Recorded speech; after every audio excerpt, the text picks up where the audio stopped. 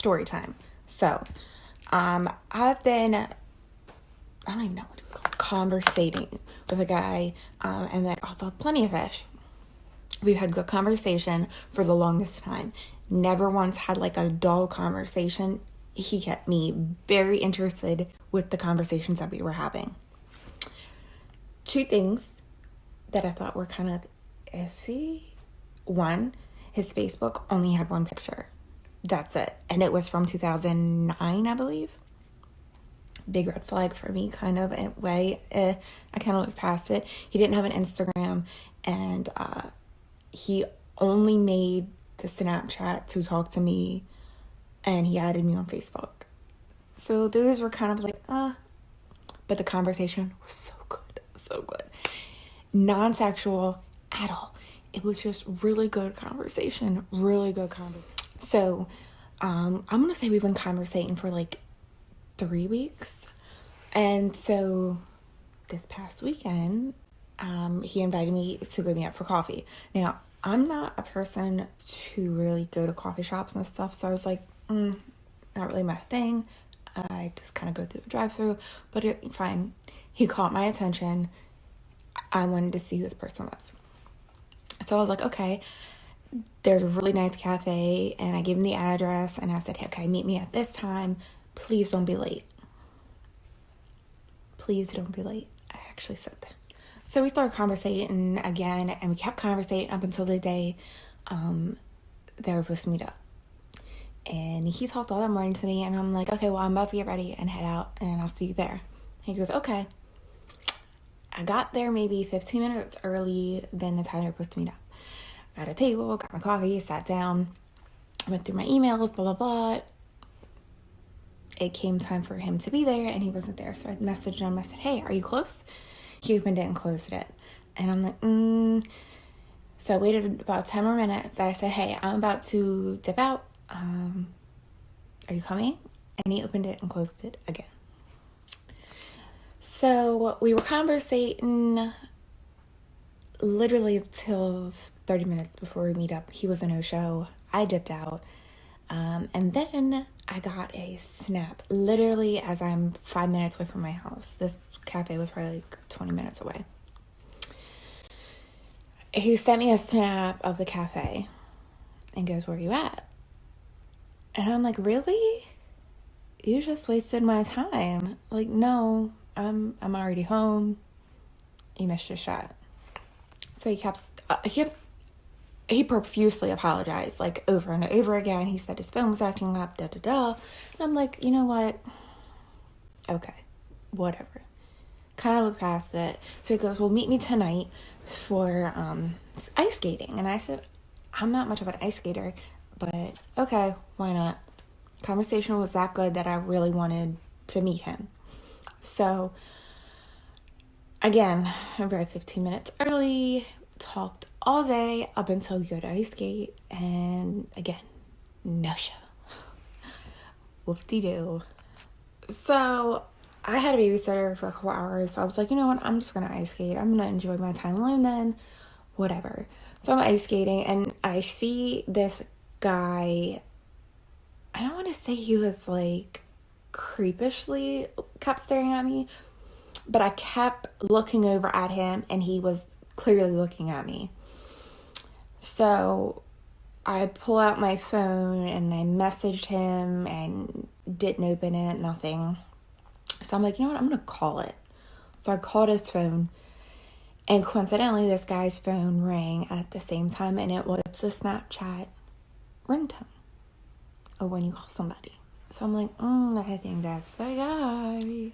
So I skate over to the side that he was on, and I looked at him, and I'm gonna call him Bob.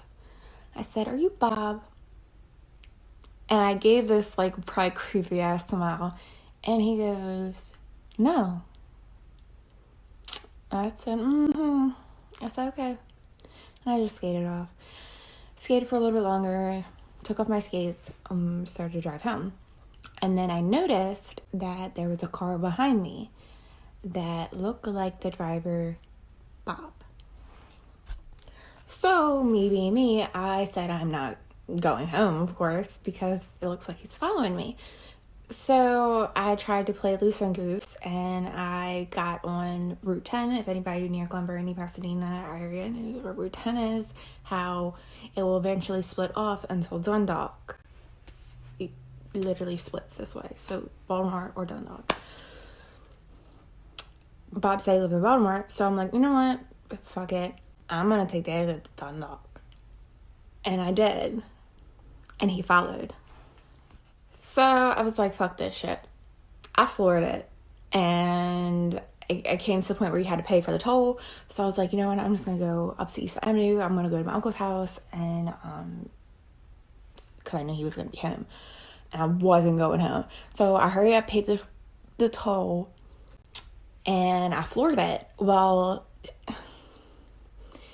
I go to Eastern Avenue and my uncle was not home, which my jaw dropped and my stomach dropped because this guy was still following me. Still.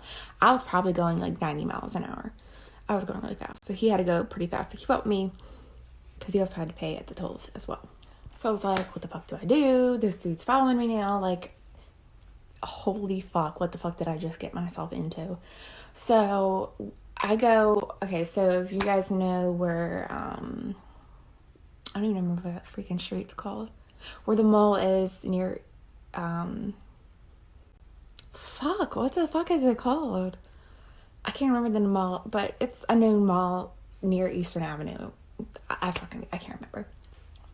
But there's like a cemetery right there. And I don't know what made me think, oh, Grace, you're getting chased or stalked by this dude. Go to a cemetery. What the fuck was I thinking? So I go in the cemetery and I see a couple of guys digging holes for, I guess, funerals that were coming up. My dumbass stops where these people are fucking doing their job. Mind you, Bob is still following me. And I jumped out of my car. Like, I hightailed out of my car and went up to these guys. And I know they're probably thinking I'm crazy. And I'm like, listen, that dude has been following me since Baltimore. And they're like, are you okay? Do you need to call cops? I was like, I don't want to call cops, but just act like you're dating me or something, because I don't want to go home and him following me home. And one was like an older head, like, I'm going to say like 60s. And he's like, oh, fuck this shit. I'm going to go talk to him. So he pulls up to the dude in the thing that he was digging with. I don't fucking know what it's called. The thing he was digging with. Pulls up right next to the guy's car. Guy pulls up next to him and he goes, yo, dude, what's your problem? You're following her. And the dude said, when she fell on the ice skating ring, she dropped her wallet out of her back pocket. I wanted to make sure it got back to her. This is big, okay? This is huge. You know why? I didn't fall.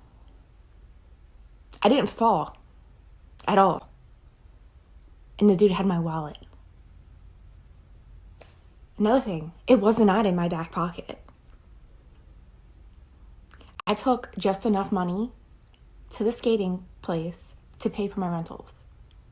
I didn't take my wallet. It was in my car. So the guy handed him my wallet. And he opens it and sees that it's me. And gives me back my wallet. And he goes, oh, he was following you because he wanted to give you your wallet. My heart sunk in my stomach. Nothing was taken out of my wallet, but it had all my social security cards in there. My kids' social security cards, insurance cards, my ID, money, all of that in my wallet. My heart sunk because I knew, one, I didn't fall, and two, that wallet was in my car. So after the guy stayed there, and I'm sitting there and I'm thinking, I either, one, need to go confront him, or two, call the police. And at that moment, a type of rage came over me because I'm like, now he's threatening my kids. He probably knew. He either wrote down or took pictures of all my information. I was thinking beyond the worst. So in my car, I had one of those things that if you get in a car accident and you can't get out of your car, you can cut your seatbelt with it and it knocks your window out of your car. It breaks your window for you. That was missing because I wanted to go grab that. Then I noticed my pepper spray was missing also off of my keychains that were on my wallet. So my life is never ending crazy.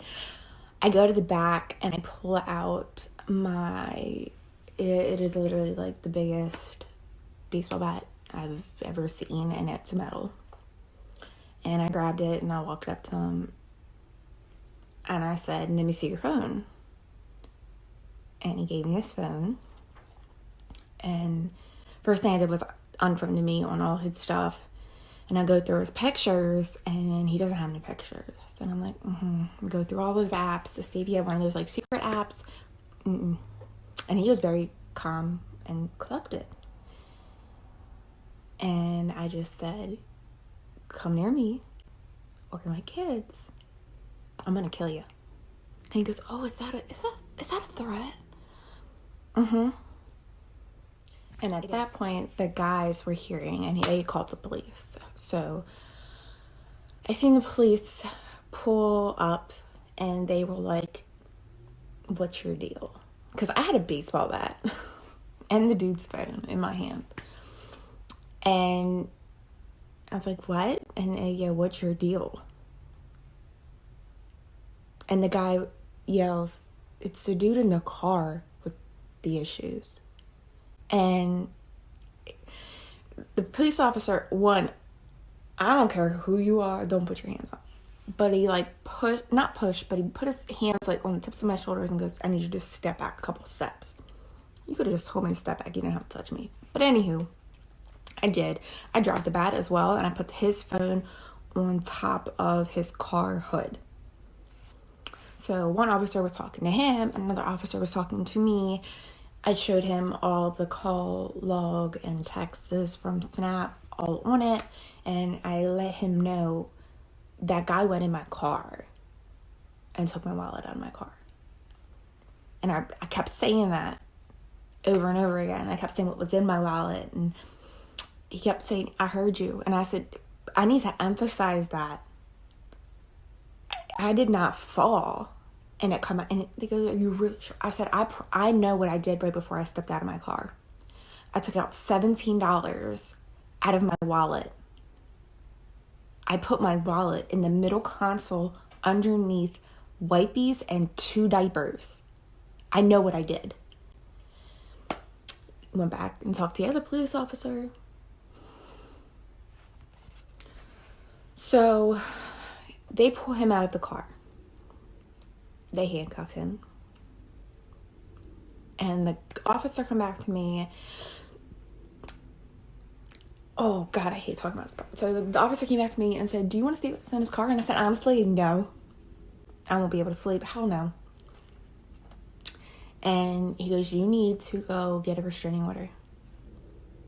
And when he said that, and they were putting him in the back of the police car, and the other officer was calling for a tow truck, I was kind of like thinking he must have had something in his car. He was going to try to take me.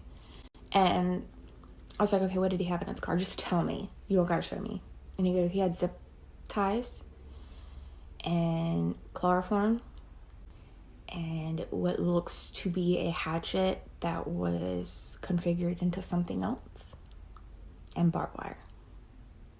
I hope he listens to the restraining order. I don't know if he will. I don't know what information he has or if he took anything. I don't know.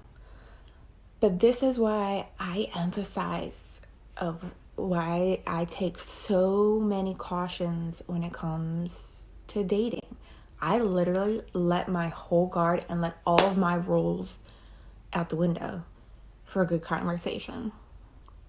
Like, how stupid. Like, I went on my drive home, I cried hysterically the whole way home. And then I thought, "But you dumb bitch. Like, you are fucking dumb." Like, I was getting on myself pretty damn hard because I'm like, how could you let a conversation make you fuck up anything that you had, like, knowledgeable in your fucking head? Like, what the fuck is wrong with you? But I did. I let that do. I let a good conversation make me naive. And I never let that shit happen. I never let that shit happen. All the red flags that I seen, I was like, okay. Like, what the fuck? I literally could have been kidnapped and killed or who knows what. Because of a good conversation.